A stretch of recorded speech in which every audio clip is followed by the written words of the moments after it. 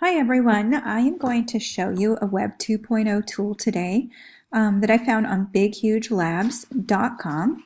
And as you can see, there are several different choices you can choose from on this site. But what I'm going to show you today is how to make a movie poster. So if you go to bighugelabs.com and click on movie poster, it'll take you to this page. Now what I want you to know is that I did not need to log in, so this is a great opportunity for our younger students to be able to show their knowledge. So the first step is to upload a photo. I decided to use this activity today as a book report. What you could do is upload a photo perhaps of the cover of the book that you're doing, or a photo. In this case, I used a photo of my daughter, who is the student doing the book report today. You can also use these other places to upload a photo from, but for our younger students, it is probably best to choose from one that's on your computer. And then you see it says photo selected and continue to the next step. So you come on down and you can choose how to align your information. I like it in the center, so I'm going to leave it there. And then these are some neat choices. You can choose a style that is light or dark where it fades to black, or just a natural with no fade. And I actually think I'll use that one for today.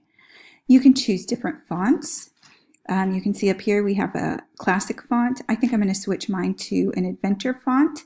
Unfortunately, you can't really see the change here, but you will see it on your final product. For movie title, I decided to put the name of the book.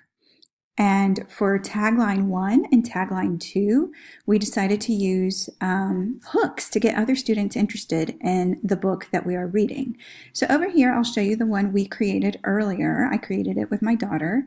So the book she chose was Whatever After Sugar and Spice. So you can see the movie title is actually the book title.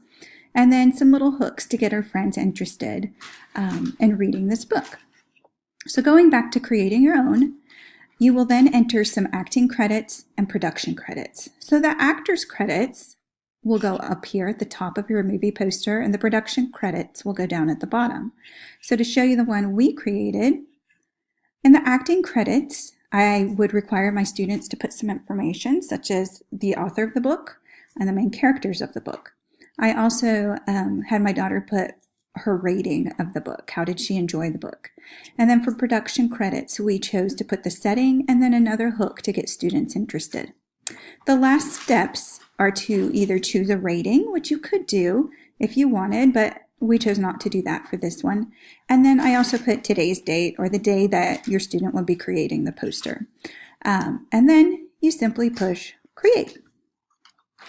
And so you will see that once it's done creating, hopefully it will work. There we go. You have a lovely movie poster with the author's information, main character. You have setting down here. In this case, I used a picture of my daughter, but I might encourage you to use a picture of the book cover. And then you have these options. You can either download the photo, which is what I chose to do. You can, if there's something wrong with it, for instance, when I first did it, the photo was sideways. So I had to go in and edit the photo. You could click edit, and then you can of course share it. So perhaps your students could email it to you if you wanted to do it that way. I hope you can think of some other creative ways to use this resource with the students at your school. Thanks for watching.